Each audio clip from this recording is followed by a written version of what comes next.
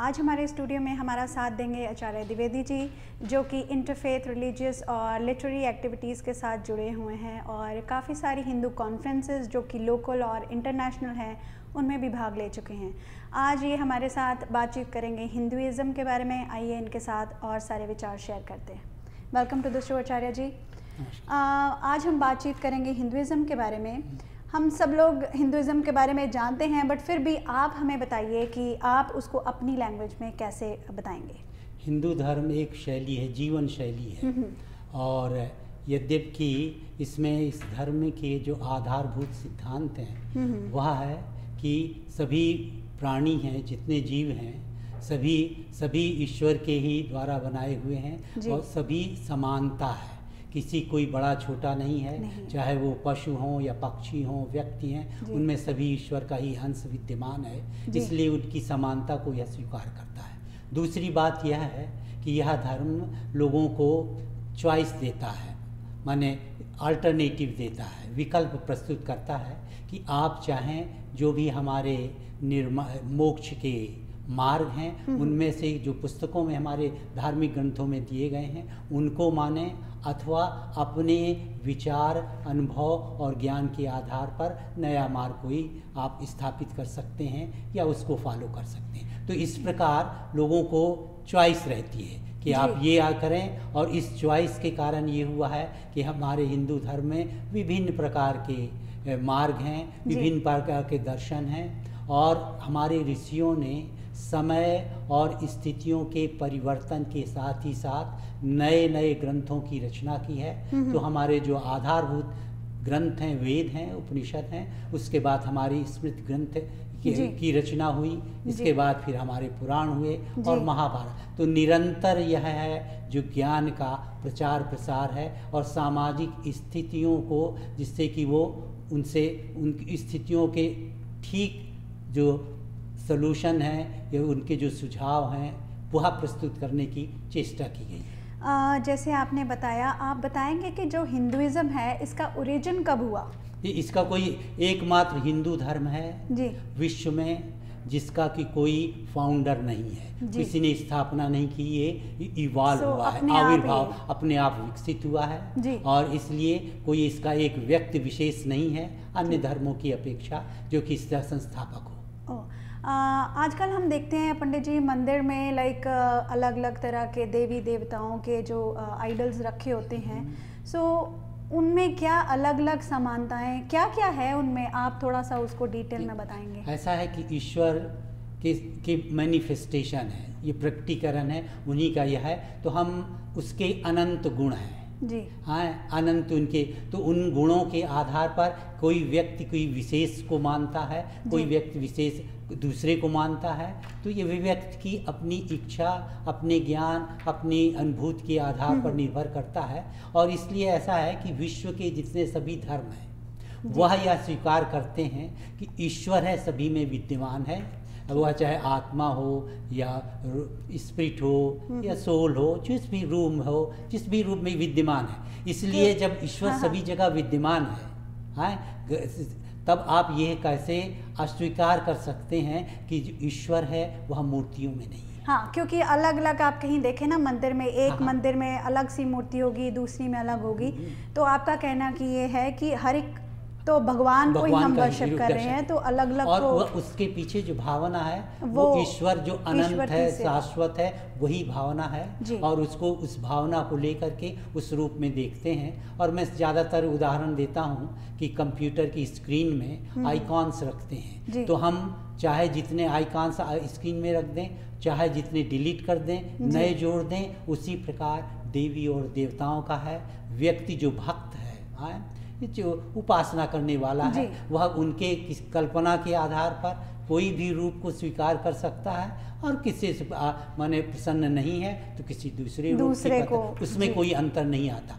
और इन मूर्तियों के परिवार में ऐसा हो सकता है कि कोई राम का उपासक हो, उसी परिवार में कोई कृष्ण का उपासक हो, उसी परिवार में कोई देवी का उपासक हो, कोई हनुमान का उपासक हो, परंतु उनकी जो उपासना है उसको लेकर के धर्म के क्षेत्र में अपने जो संबंध रहते हैं उसमें किसी प्रकार का प्रभाव नहीं पड़ता। तरीके अलग अलग हैं, जाना सब में वही पे, मार्ग वही है, लक्ष्य वही है। थोड़ा सा आप मुझे ये बताइए कि जो हिंदुइज़्म है इसमें जो हमारी लेडीज़ हैं या जो जनरेशन है उनका क्या वो है? देखिए हमारे यहाँ जो एकमात्र हिंदू धर्म है जिसमें जो शाश्वत सत्ता सुप्रीम जो है उसके बारे में यह विकल्प दिया गया है, आप उसे पिता के रूप में संबोधित करें।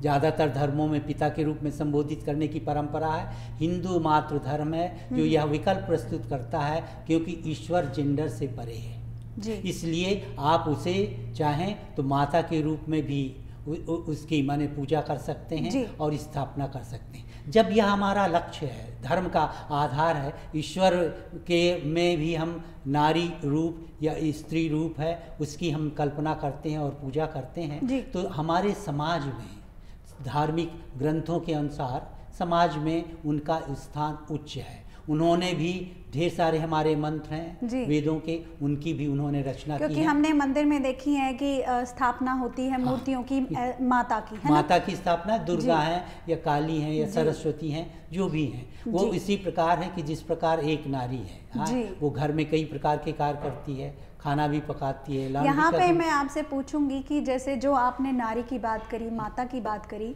अगर हम आज की सोसाइटी में हम देखते हैं तो मुझे उतनी उसकी वो महत्ता नहीं लगती जितनी की देखिए दो चीज़ें हैं, एक धर्म शास्त्र और जो हमारे उसके आधारभूत सिद्धांत हैं और उनका व्यवहारिक पक्ष कि किस प्रकार जीवन में पक्ष करते हैं। प्रयास यह रहता है समाज में, अब भी भारतीय जो हिंदू समाज है उसमें जो है कि किसी प्रकार का जो वायलेंस है, शोषण है, इस तरह की जो प्रवृत्तियां हैं बहुत कम है।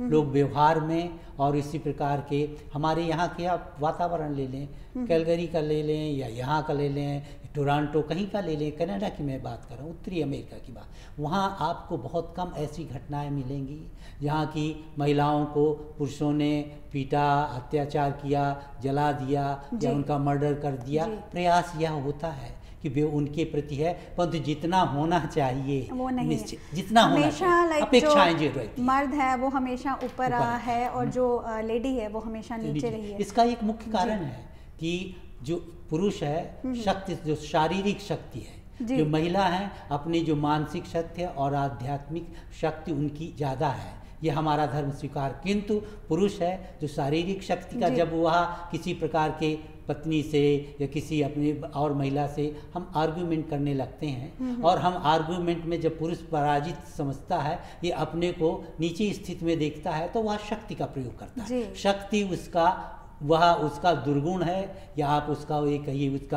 उसकी दृष्टि में सदुपयोग फिजिकल स्ट्रेंथ यूज करता है करते हैं, क्योंकि वह मानसिक रूप से या आध्यात्मिक रूप से अपने आप को थोड़ा पिछड़ा कमजोर समझते हैं, तब व्यक्ति इसका इस्तेमाल करता है।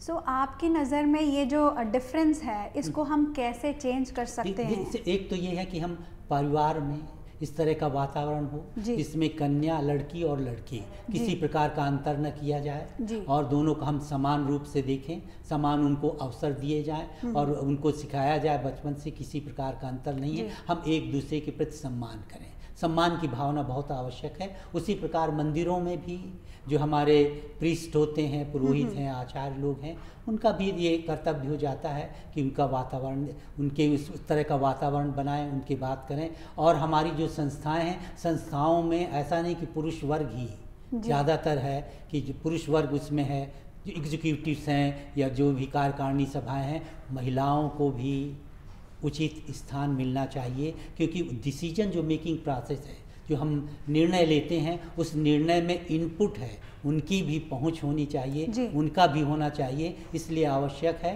कि हम वातावरण बनाएं। मंदिरों का वातावरण है, घर का वातावरण है, उस तरह का जब वातावरण, स्वस्थ वातावरण बनाएंगे तो निश्चय ही धीरे धीरे और अच्छी स्थिति बनेगा। इस वातावरण में और जो यंगस्टर है, नई जो पीढ़ी आ रही है, वो कितना इसमें योगदान डाल सकती है अपना, ताकि ये जो डिफरेंसेस हैं या जो अपना कल्चर है इसको आगे बढ़ा? देखिए ऐसा है कि ज़्यादातर यह हो रहा है कि जो हमारी नई पीढ़ी है, युवा पीढ़ी है, जब तक बच्चे छोटे होते हैं लोग मंदिरों में घसीट के ले जाते हैं, चले जाते हैं, धीरे धीरे जैसे बढ़ने, क्योंकि जब तक मंदिरों में युवा पीढ़ी के लिए कुछ ऐसे कार्यक्रम नहीं बनाए जाएंगे जो वो जैसे कि वो समझ सकें, जो भाषण देते हैं वो चाहे वो संस्कृत के जो मंत्र पढ़ें, जब तक आप उनकी व्याख्या नहीं करेंगे उस भाषा में करें जो बच्चे समझें जी। तो तब तक उनका कोई रुचि नहीं है। देखिए उनकी कोई रुचि नहीं है मंदिर जाने में, केवल खाने से वो कोई उनका विशेष लगाव नहीं है।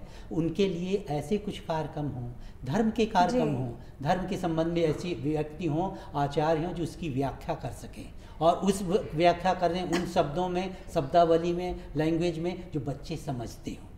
और जब वो बच्चे समझेंगे तो वो धर्म को समझेंगे, अन्यथा उनके धर्म के प्रति और जो भी उनकी लगाव है, रुचि है, वह निरंतर कमी होती जाएगी। आपकी बातें बहुत ज़्यादा इन्फॉर्मेटिव थी। एक ब्रेक के बाद फिर से हम अगला टॉपिक पे शुरुआत करते हैं।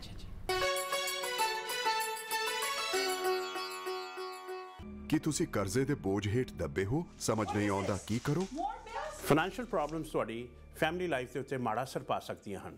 ਜੇ ਤੁਸੀਂ ਇਸ ਮੁਸ਼ਕਲ 'ਚ ਹੋ ਤਾਂ ਅਸੀਂ ਤੁਹਾਡੀ ਮਦਦ ਕਰ ਸਕਦੇ ਹਾਂ। ਅਸੀਂ ਤੁਹਾਡੇ ਕਰਜ਼ੇ ਨੂੰ ਵੱਧ ਤੋਂ ਵੱਧ ਘਟਾ ਕੇ ਰਹਿੰਦੀ ਰਕਮ ਨੂੰ ਇੰਟਰਸਟ ਫ੍ਰੀ ਕਿਸ਼ਤਾਂ 'ਚ ਬਦਲ ਸਕਦੇ ਹਾਂ। ਅਸੀਂ ਤੁਹਾਨੂੰ ਕਰਜ਼ੇ ਤੋਂ ਮੁਕਤ ਕਰਾ ਕੇ ਨਵੀਂ ਜ਼ਿੰਦਗੀ ਜੀਣ ਵਿੱਚ ਤੁਹਾਡੀ ਮਦਦ ਕਰ ਸਕਦੇ ਹਾਂ। 1866790884 ਬਿਜ਼ਨਸ ਸੋਲੂਸ਼ਨਜ਼, ਤੁਹਾਡੀ ਪਰੇਸ਼ਾਨੀ ਵਿੱਚ ਤੁਹਾਡਾ ਸਾਥੀ।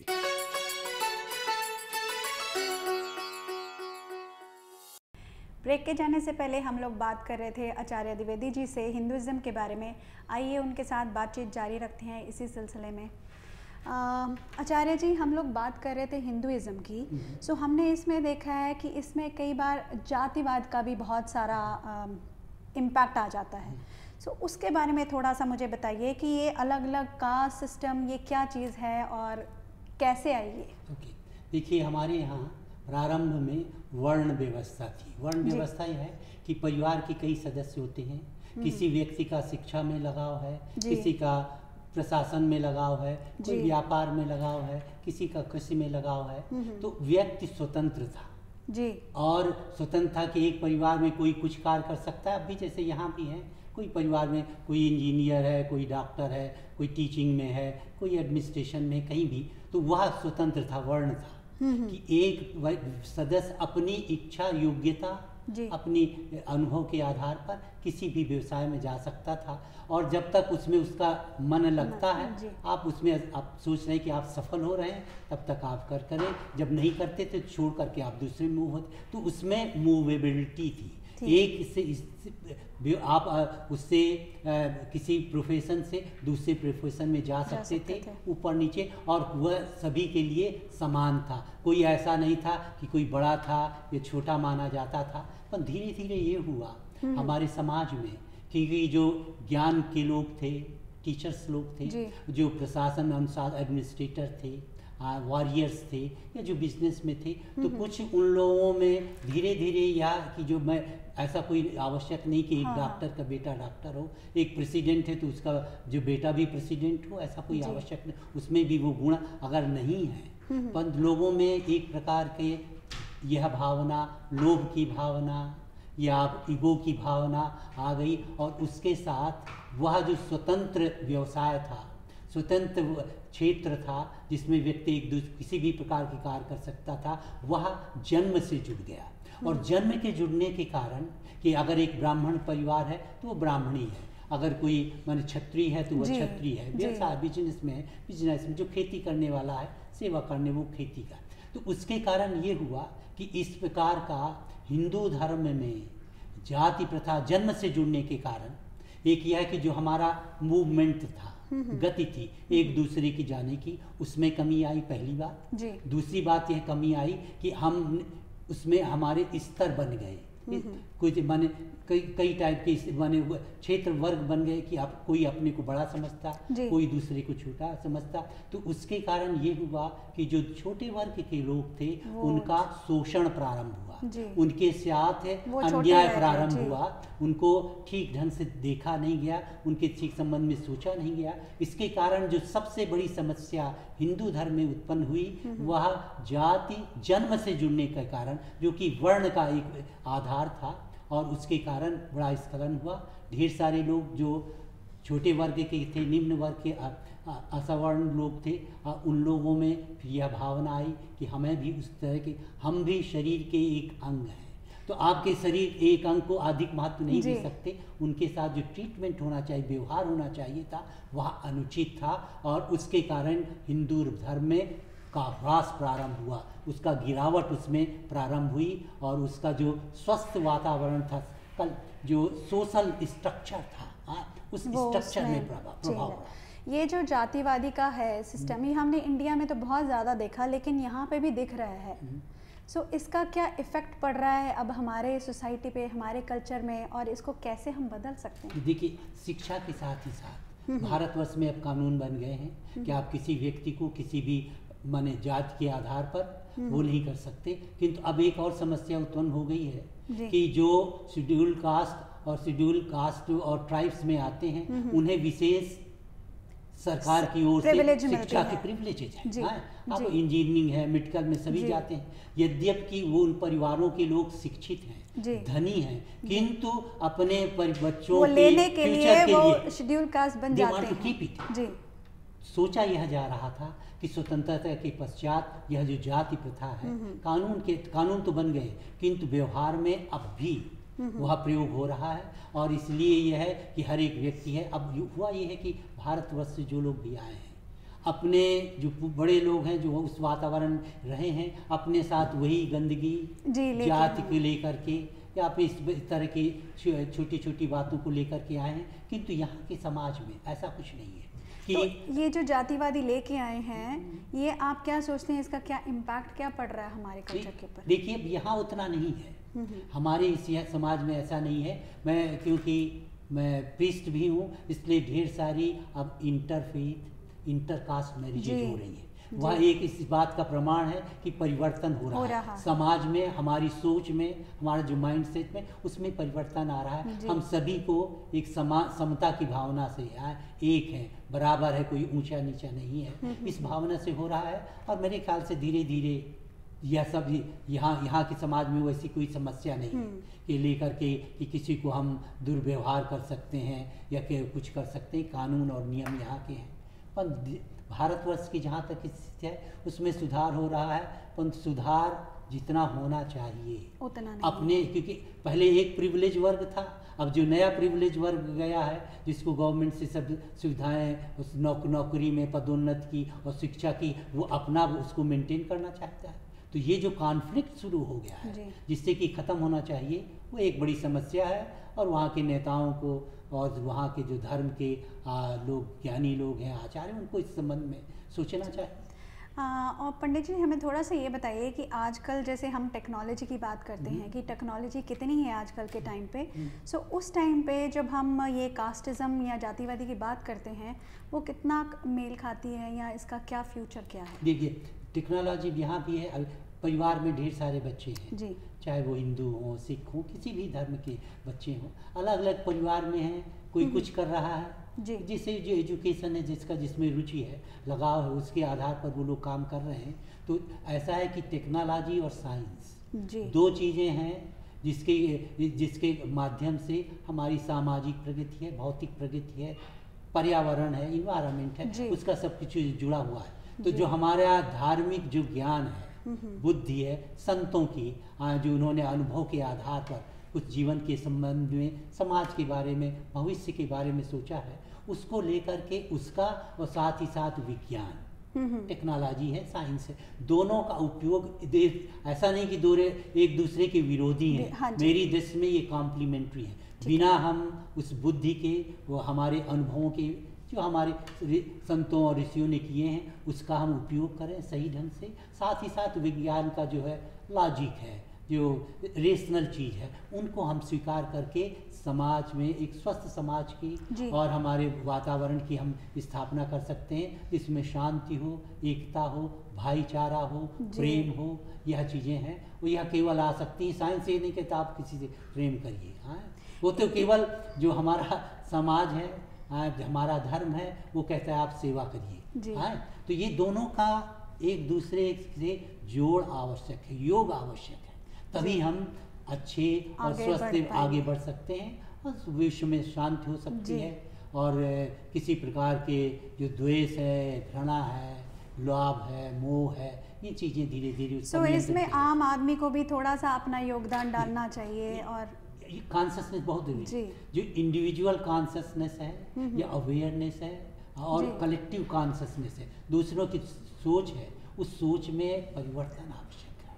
और जब तक वो परिवर्तन हम व्यक्तिगत रूप से नहीं करेंगे तब तक वह सामूहिक रूप में नहीं जाएगा। तो इसलिए हम अपने को, दूसरों को हम सुधारने की चेष्टा करते हैं। आवश्यकता है अपने आप को सुधारें, अपने आप को देखें, अपने हम में जो दुर्गुण है उनको पहले दूर करें, फिर दूसरे के दुर्गुणों की बात करें। जी, आपने बात करी अवेयरनेस की। सो हम आम इंसान में वो अवेयरनेस कैसे जगा सकते हैं? देखिए, एक तो एजुकेशन है, बहुत जरूरी है, और साथ ही साथ हमारे मंदिर गुरुद्वारा जो धार्मिक स्थल है, वहाँ हमारे जो प्रीचर्स हैं, है ना, उन्हें चाहिए कि इन संबंध में केवल बहुत अच्छा है हम भजन गाते हैं, बहुत अच्छा है हम कीर्तन करते हैं, बड़े उसमें भी शब्द अच्छे, भाव अच्छे होते हैं, उसमें भावनाएं अच्छी होती हैं, किंतु उसके साथ ये आवश्यक है कि बच्चों में, युवा पीढ़ी में उनके बारे में हम ठीक से उनका ज्ञान दें, बताएं कि भाई ये हम अगर बात कर रहे हैं तो इसके पीछे भावना है, हम व्यवहार में क्या है, कैसे करें हम।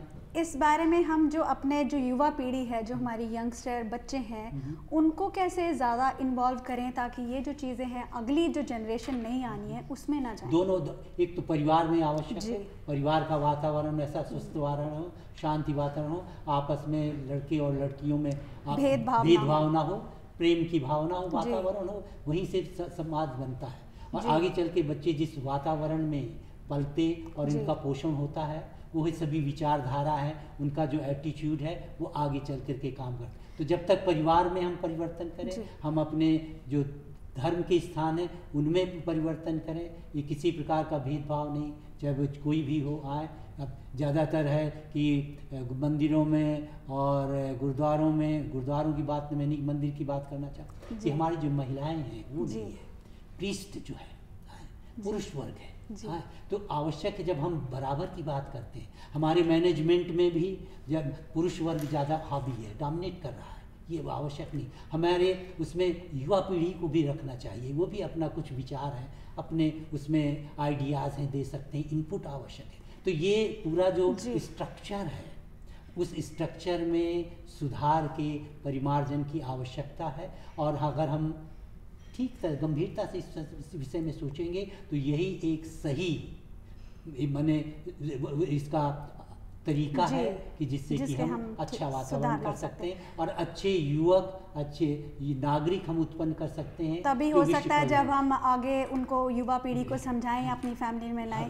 नहीं, आपका बहुत बहुत धन्यवाद जतारिया जी, आज बहुत अच्छी बातें सीखने को मिली और कैसे हम इसको ख़त्म कर सकते हैं ये सुनने को मिला। बहुत बहुत धन्यवाद। नमस्कार। नमस्कार।